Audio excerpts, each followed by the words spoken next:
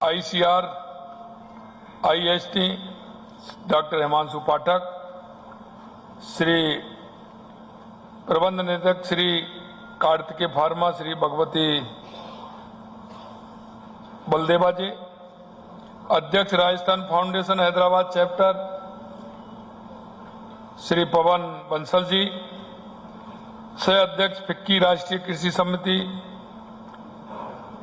श्री सुब्रतो कीट जी, इस कार्यक्रम में आए सम्मानित सभी अतिथिगण,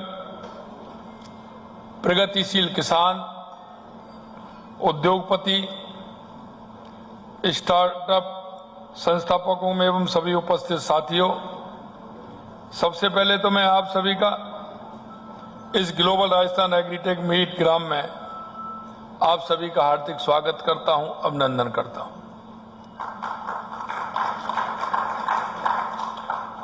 मित्रों, इस क्षेत्र से सभी जुड़े हुए साथी आज सभी यहां एकत्रित हुए हैं क्योंकि कृषि एक ऐसा विभाग है जिसमें कई विभाग मिलकर के काम करते हैं। कृषि का संबंध कई विभागों से होता है, वो विभाग एक दूसरे के पूरक है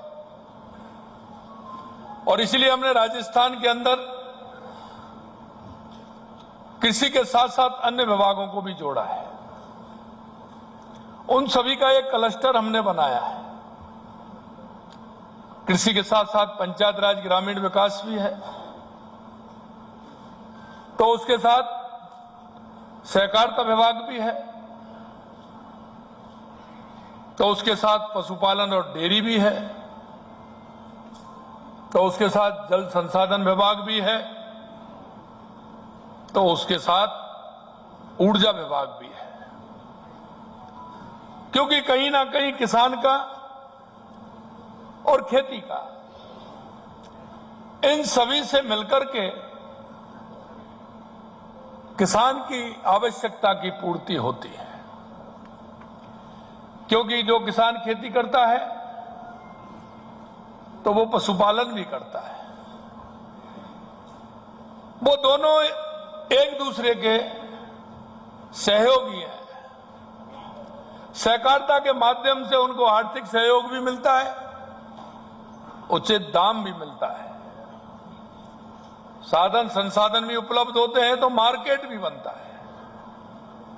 अगर जल संसाधन विभाग है तो किसान को सबसे ज्यादा पानी की आवश्यकता रहती है, इसलिए वो एक किसान का बहुत ही महत्वपूर्ण विभाग है। और अगला विभाग जो मैं ऊर्जा विभाग की बात करता हूं, तो वो भी किसान के लिए प्रमुख है। इन सभी विभागों का एक क्लस्टर बना करके हमने आने वाले 23, 24, 25 मई को ग्लोबल राजस्थान एग्रीटेक मीट का आयोजन किया है। इसके साथ साथ हमारे उद्यमी भी हैं,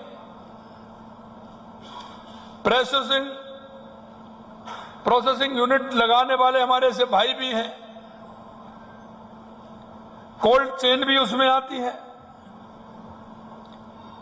तो हमारे गोदाम भी उसमें आते हैं। क्योंकि कृषि हमारा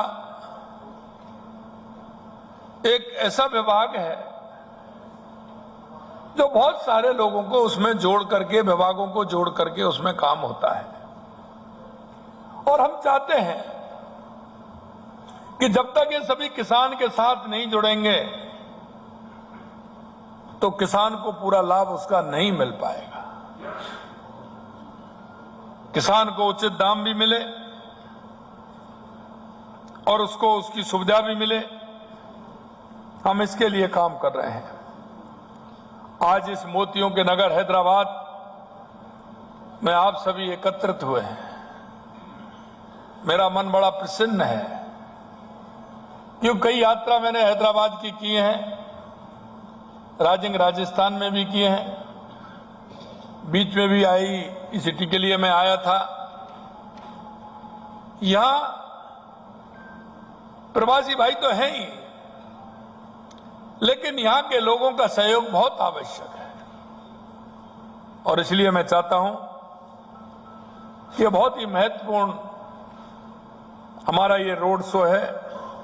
हैदराबाद दुनिया का सबसे बड़ा आईटी हब है। साइबराबाद के रूप में अपनी पहचान बना चुका है। यहां तकनीकी, कृषि, नवाचार, उद्यमिता एक साथ मिलकर विकास के नए आयाम स्थापित कर रहे हैं। विशेष रूप से हैदराबाद में विकसित हो रहा है एग्री इनोवेशन इकोसिस्टम, जैसे agri startup, drone technology, precision farming, food processing. देश के कृषि भविष्य को दिशा देने का काम हमारा ये हैदराबाद कर रहा है। यहां international crop research institute for the semi arid tropics भी है, जैसे पृथ्वी से सूखे क्षेत्रों के लिए फसल अनुसंधान और टिकाऊ कृषि मॉडल पर काम कर रहे हैं। बाजार, दालें और कम पानी में उगने वाली फसलों पर यहां महत्वपूर्ण शोध हो रहा है।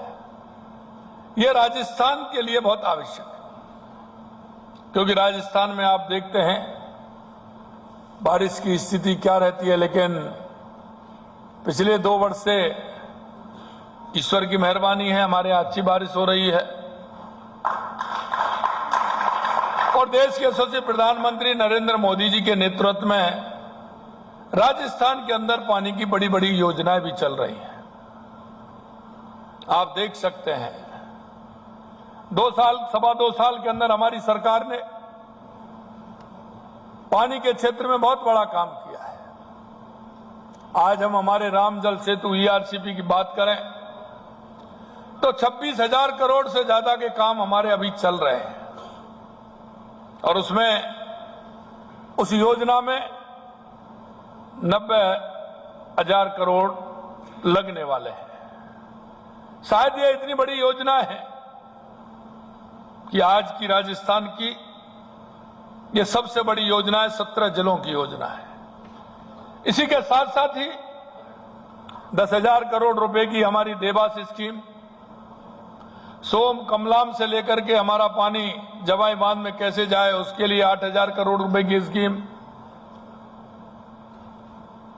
हमारा यमुना समझौता हुआ है उसका DPR बन रही है, लगभग 32,000 करोड़ रुपए की योजना वो हमारी आ रही है। इंदिरा गांधी गंगा नहर के लिए पानी के लिए हमने 5,000 करोड़ रुपए हमने उसमें दिया है, उसका काम भी हमारे यहाँ चल रहा है। अगर ब्राह्मणी नदी की बात करें तो वो भी योजना हमारी काफी बड़ी है, वो भी हमारे धरातल पर आने वाली है। यानी राजस्थान के अंदर संपूर्ण जिले में हमने पानी के लिए काम कर रहे हैं, क्योंकि जो किसान की आवश्यकताएं जो विभाग हमने बताए उसी के अनुरूप हमने जब राजस्थान में हम सरकार में आए थे तो हमने एक रोड मैप बनाया था। उस रोड मैप के माध्यम से हमारा राजस्थान कैसे आगे बढ़ सकता है, हम लगातार हमारी सरकार उसके लिए काम कर रही है। मैं कह सकता हूं कि राजस्थान में बिजली की बड़ी समस्या थी, लेकिन हमने कहा था कि 2027 तक राजस्थान के अंदर हम किसान को दिन में बिजली देंगे। हमने अभी तक 24 जिलों में दिन में बिजली देना प्रारंभ कर दिया है। आने वाले समय में राजस्थान के सभी जिलों को हम दिन में बिजली देंगे, किसान को पूरी बिजली देंगे, उद्योग को पूरी बिजली देंगे, उपभोक्ता को पूरी बिजली 24 घंटे देंगे। और हमने 2 साल के अंदर 8,771 मेगावाट बिजली उत्पादन किए हैं। और हम कह सकते हैं कि हमने कहा है कि 2027 में हम ऊर्जा के क्षेत्र में आत्मनिर्भर हो जाएंगे। और मैं आपको ये भी बताना चाहता हूं कि हमारा किसान भी अन्नदाता के साथ ऊर्जा दाता भी हमारा किसान बन रहा है। मेरे भाइयों, लगातार हम इसमें काम कर रहे हैं। उत्पादकता और आय बढ़ाने का मजबूत आधार हम बना रहे हैं। कृषि जैव प्रौद्योगिकी, बीज विकास, वैल्यू एडेड प्रोडक्ट के क्षेत्र में वैश्विक निवेश आकर्षित हो रहे हैं। हैदराबाद की सबसे बड़ी ताकत यह है कि इसने लैब टू लैंड की दूरी को कम किया है और रिसर्च सीधे किसान तक पहुंच रही है। आपका यह प्रयास बहुत ही अच्छा है। इस मॉडल को हम राजस्थान में और मजबूती से लागू करना चाहते हैं, जिसमें आपके सहयोग की बहुत आवश्यकता है। मुझे विश्वास है कि आपका सहयोग हमें पूरा मिलेगा। हम एग्रीटेक स्टार्टअप को बढ़ावा दे रहे हैं, डिजिटल एग्रीकल्चर मिशन और किसानों को मार्केट से सीधे जोड़ने की पहल भी हम कर रहे हैं। राजस्थान में हम बीज उत्पादन, ऑर्गेनिक फार्मिंग, एग्री प्रोसेसिंग के बड़े हब विकसित करना चाहते हैं। राजस्थान के कई उद्यमी परिवार और कर्मयोगियों ने भाग्यनगर हैदराबाद को अपनी कर्म भूमि बनाया है। मैं इस शहर की प्रगति में वो योगदान उन्होंने दिया है। आज भी यहाँ का मारवाड़ी समाज हैदराबाद की अर्थव्यवस्था और संस्कृति का अभिन्न हिस्सा बन चुका है। मैं हमेशा कहता हूं कि इस मारवाड़ी की खासियत है, और वो खासियत यह है कि जहां भी उसकी कर्म भूमि होती है, वो कर्म भूमि के लोगों के साथ मिलकर और भाईचारे के साथ काम करता है। वो कर्म भूमि की भी उतनी चिंता करता है और मातृभूमि की भी चिंता करता है।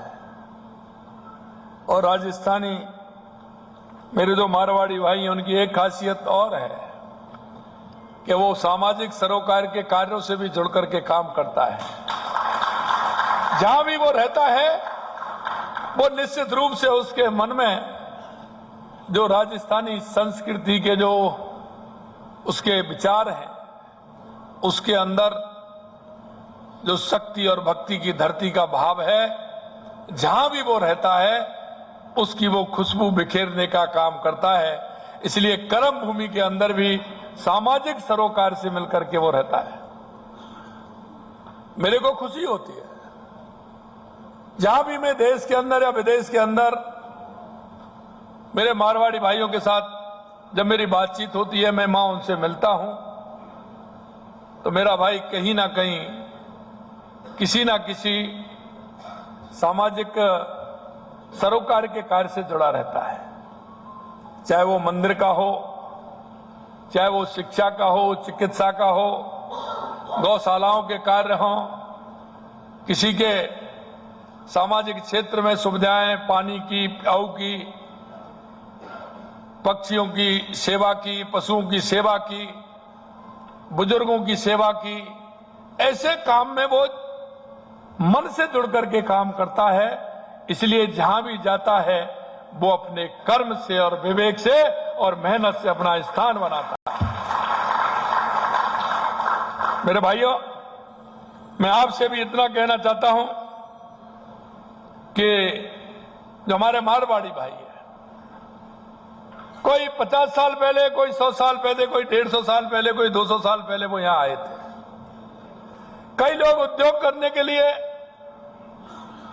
व्यापार करने के लिए आए थे, तो कई लोग परिस्थितियों में आए थे।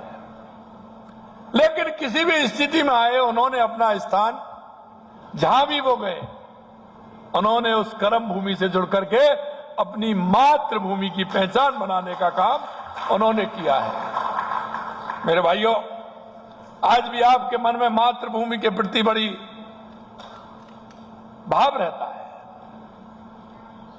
और मैं देखता हूं कि साल में कम से कम 1-2 बार तो आपको अपनी मातृभूमि में आना ही पड़ता है, क्योंकि आने के कई कारण भी हैं। अगर आप बेटी की शादी करेंगे तो भी आप आएंगे, आपके पोता और पोती घर में जन्म लेंगे, वो आएंगे तो भी आप आएंगे। और आप सभी ने बना रखा है कि आप अपने नवरात्राओं में माता के दर्शन करने के लिए आते हैं, क्योंकि राजस्थान वो प्रदेश है जो अपनी संस्कृति से जो जुड़ा हुआ है उसको छोड़ता नहीं है, उसको खींचता है। इसलिए आप कोई खाटू श्याम जी के दर्शन करने आते हैं तो कोई सालासर जी के दर्शन करने आते हैं, तो मैनीपुर वाला जी के दर्शन करने आते हैं, तो मां शाकंभरी के दर्शन करने आते हैं, कोई तनोट माता के दर्शन करने आता है तो करणी माता के दर्शन करने आते हैं, कोई ब्रह्मा जी के दर्शन करने आते हैं, मां सावित्री के दर्शन करने आते हैं, मां गायत्री के दर्शन करने आते हैं, तो श्रीनाथ जी के भी दर्शन करने आते हैं। आपको कहीं ना कहीं आप जुड़े हुए हैं, और इसलिए मैं आपसे कहना चाहता हूं कि आप दोनों काम हो जाएंगे। आपका उद्योग भी होगा, उसकी देखभाल भी होगी, और आपके भगवान के भी दर्शन हो जाएंगे। इसलिए मैं आपसे कहना चाहता हूं कि आप किसी भी रूप में आए, अगर आपकी 1-2 यूनिट यहां लग रही हैं तो एक राजस्थान में भी लगाएं, ऐसा मैं आप सभी से आह्वान करना चाहता हूं। आप तकनीकी नवाचार और वैश्विक बाजार से जुड़े हैं। राजस्थान भी आज अपनी पारंपरिक खेती से आगे बढ़कर एग्रीटेक और डिजिटल फार्मिंग में आगे तेजी से बढ़ रहा है। राजस्थान की धरती अब सुनहरे अवसरों की भूमि बन चुकी है। इसलिए आपसे मेरा आग्रह है कि आप नई तकनीकी के आधार पर, नए विचारों के आधार पर पधारो हमारे देश। आप आइए, राजस्थान आपका स्वागत कर रहा है, आपका अभिनंदन कर रहा है। मित्रों, कृषि के क्षेत्र में आधुनिक तकनीक को विकसित भारत के निर्माण के लिए एक प्रमुख स्तंभ मानते हैं। खेती परंपरागत से स्मार्ट बनाने पर केंद्रित है। आय बढ़े, लागत कम हो, उत्पादन में सुधार हो। किसान हमारा शिक्षाविद, कृषि कंपनियों और नीति निर्माताओं एक मंच पर होंगे तो निश्चित रूप से हमारी खेती को आधुनिक तरीके से हम कर सकते हैं। और आज के समय में आवश्यक है कि हमें फायदा की खेती क्या है, जो किसान को उसमें बचत हो, तो उसके साथ साथ प्रोसेसिंग यूनिट लगे। क्योंकि राजस्थान वो प्रदेश है, अगर आप देखेंगे कई फसलों में तो वो पहले नंबर है, लेकिन वहां अलग अलग जिलों में अलग अलग क्रॉप होते हैं। अगर मैं जालौर की बात करूं तो वहां जीरा उत्पादन होता है, तो क्या हम जीरे की कोई प्रोसेसिंग यूनिट वहां नहीं लगा सकते? ईसबगोल वहां पैदा होता है, धनिया वहां पैदा होता है, अजवाइन राजस्थान के अंदर पैदा होती है, सौंफ राजस्थान के अंदर पैदा होती है। यानी कि ये मानिए मसालों पर तो एक अधिकार है, वहां लहसुन भी होता है तो प्याज भी होती है। अगर आपको आवश्यकता है तो प्रतापगढ़ के अंदर हींग भी होती है। ये सारे मसाले राजस्थान के अंदर बड़ी मात्रा में होते हैं, तो क्यों ना उसकी प्रोसेसिंग यूनिट लगा करके हम उसको मार्केट बनाएं, उस किसान को भी फायदा दें और उद्यमी उसका फायदा ले। इसी तरह से अगर मैं बात करूं तो मक्का हमारा बांसवाड़ा डूंगरपुर में पैदा होता है, सोयाबीन हमारे यहाँ पैदा होता है, बीकानेर के अंदर मूंगफली होती है, तो गंगानगर हनुमानगढ़ के अंदर चावल भी होता है, गन्ना भी होता है, तो वहां किन्नू भी पैदा होता है। जैसलमेर के अंदर खजूर पैदा होता है, तो बालोतरा और बाड़मेर में अनार पैदा होता है, तो सवाई माधोपुर के अंदर अमरूद होता है। इन सारी चीजों को मैं इसलिए आपको कहना चाहता हूं कि राजस्थान के अंदर ये सारे उत्पादन होते हैं, इनको हमें बढ़ाना भी चाहिए और प्रोसेसिंग के माध्यम से हमारे को बाजार भी उसमें बनाना चाहिए। मेरे भाइयों बहनों, राजस्थान जैसा मैंने बताया बाजरा सबसे ज्यादा पहले नंबर पे है, सरसों में हम पहले नंबर पे हैं, तिलहन में हम पहले नंबर, जौ, ग्वार, ईसबगोल, जीरा उत्पादन प्रथम स्थान पर है। मूंग, मूंगफली, मेथी, लहसुन, सौंफ, सोयाबीन, चना, धनिया, अजवाइन का उत्पादन हमारे यहाँ अच्छा होता है। तो हमें चाहिए कि हम अपनी हिस्सेदारी उसमें कैसे बढ़ाएं। मेरा आप सभी से आग्रह है कि आप उसमें अपनी हिस्सेदारी बढ़ाएं। आप वह क्या कर सकते हैं इस पर हमारे सभी माननीय मंत्री जी और हमारे अधिकारी आए हैं, उनके साथ आपकी लंबी चर्चा भी हुई होगी, कई एमओयू भी आपके हुए हैं। हम चाहते हैं कि आपको भी हम पूरी तरह से सुविधा दें, आप क्या हमसे चाहते हैं, और हमारे किसान को भी पूरी तरह से सुविधा दें। किसान के लिए भी लगातार हमारी सरकार काम कर रही है। पिछले राजस्थान में एग्रीकल्चर के क्षेत्र में 44,000 करोड़ रुपए के 2,539 एमओयू हुए थे। अब तक 751 एमओयू पूर्ण हो चुके हैं। 9,391 करोड़ रुपए के निवेश धरातल पर उतर चुका है। लगातार इसमें हम काम कर रहे हैं। आवश्यकता है राजस्थान में फूड प्रोसेसिंग की, कोल्ड चेन की, जैविक कृषि की, स्पाइस पार्क की, कृषि तकनीक में निवेश के अनेक अवसर उपलब्ध कराने की, सहयोग सरलीकृत नीति, पारदर्शी प्रक्रियाएं प्रदान करने के लिए हमारी सरकार प्रतिबद्ध है। सौर ऊर्जा के अंदर काम हो रहा है। कृषि सौर ऊर्जा के माध्यम से नई शक्ति बन रही है। जैसा मैंने कहा, किसान हमारा अन्नदाता के साथ साथ ऊर्जा दाता भी बन रहा है। हमने 65,000 से अधिक सौर पंप संयंत्र स्थापित करवाए हैं। 2.25 साल में 1,000 करोड़ रुपए से अधिक का अनुदान हमने दिया है। बिजली, इसमें किसानों की बिजली लागत में भारी कमी आई है, कृषि उत्पादन में वृद्धि हुई है।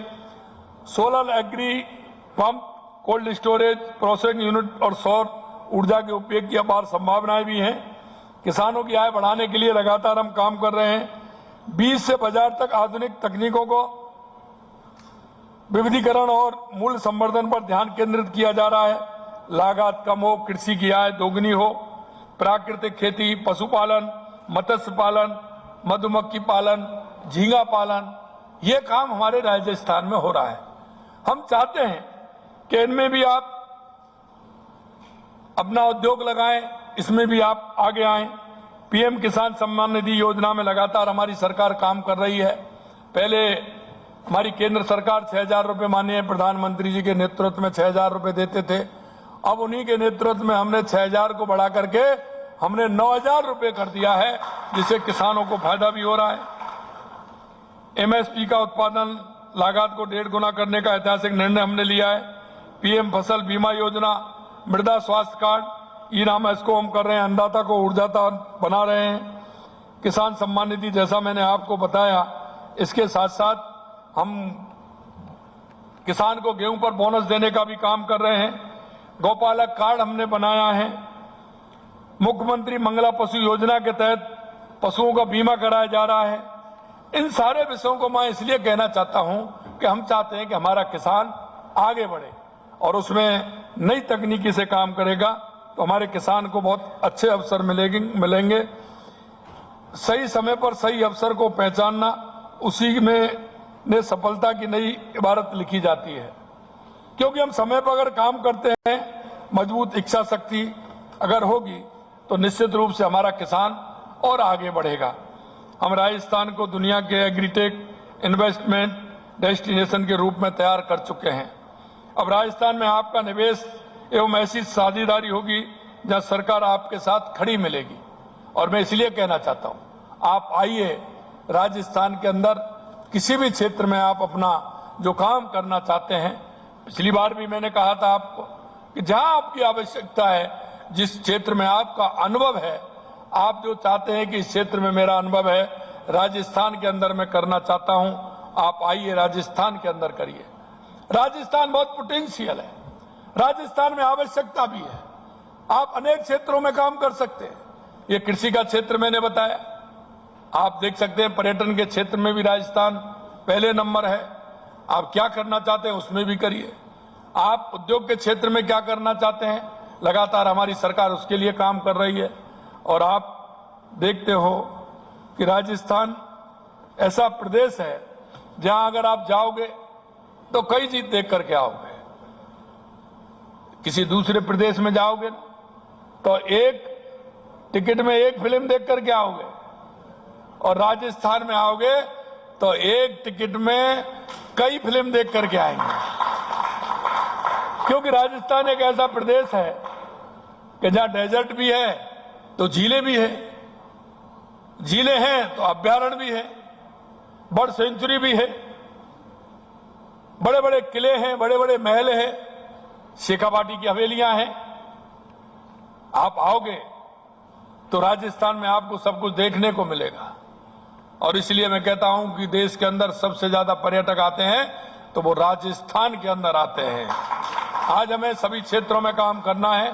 आप सभी आइए, जहां आप अपना, जिस क्षेत्र में आपका अनुभव है, आप आइए, राजस्थान के अंदर काम करिए।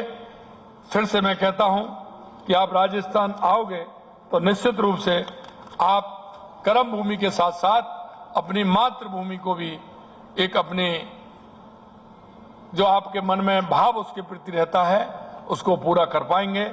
आप सभी इतनी बड़ी संख्या में यहाँ आए हैं। मैं आज, क्योंकि मुझे बंगाल जाना है, अभी कल का हमारा शपथ ग्रहण समारोह है वहां, और अभी अभी मेरे को बता रहे थे नेता का चुनाव हो गया, आ गया नेता का चुनाव हो गया ना, अभी आ गया ना, आज हमारे नेता का चुनाव भी वहां हो गया है। इसलिए कल का शपथ ग्रहण समारोह है और आप सभी को उसकी शुभकामनाएं भी देता हूं। और क्योंकि राजस्थान के जो हमारे भाई बहनें हैं वो हमेशा जिस विचार से आते हैं, क्योंकि राजस्थान शक्ति और भक्ति की धरती है, वो महाराणा प्रताप की धरती है, महाराजा सूरजमल की धरती है, त्याग की मूर्ति मां पन्नाधाय की धरती है, भक्ति की मूर्ति मीराबाई की धरती है। अपने आप को पर्यावरण के लिए समर्पित कर दे ऐसी मां अमृता देवी की धरती है। इसलिए आप राष्ट्रवादी भाव को लेकर के चलते हैं। और आज बंगाल के अंदर जिस तरह से राष्ट्र को लेकर के, राष्ट्र की एकता और अखंडता को लेकर के एक जो सरकार बनी है, कल उसका शपथ ग्रहण समारोह है, उसके लिए आपको बहुत बहुत बधाई, बहुत बहुत शुभकामनाएं। आप सभी को बहुत बहुत धन्यवाद। जय हिंद, जय भारत, जय राजस्थान। पधारो हमारे देश।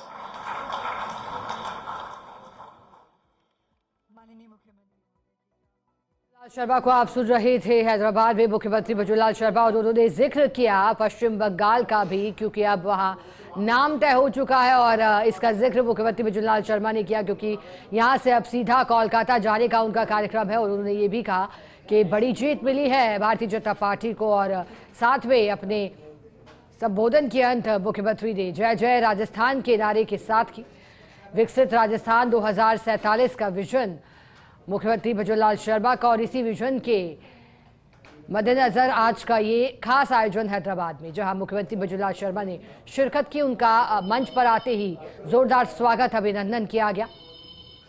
मुख्यमंत्री बजुलाल शर्मा के समर्थन में नारे भी वहां लगाए गए।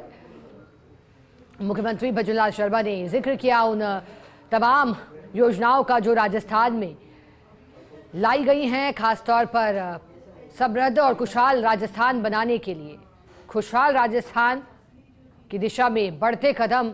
और मुख्यमंत्री बजुलाल शर्मा हैदराबाद दौरे पर। दो तस्वीरें ग्राम राजस्थान के रोड शो में जब मुख्यमंत्री बजुलाल शर्मा पहुंचे, पहली तस्वीर जब वो मंच पर रहे, और दूसरी तस्वीर जब इस खास आयोजन की शुरुआत की गई।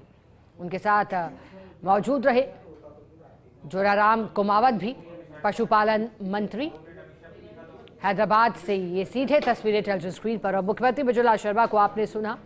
मुख्यमंत्री का यहां से कोलकाता जाने का कार्यक्रम है। इससे पहले आज तमाम राजस्थान में आयोजित कार्यक्रम में मुख्यमंत्री बजुलाल शर्मा जुड़े। आज की मॉर्निंग वॉक भी चर्चाओं में रही, जो मॉर्निंग वॉक उन्होंने की थी।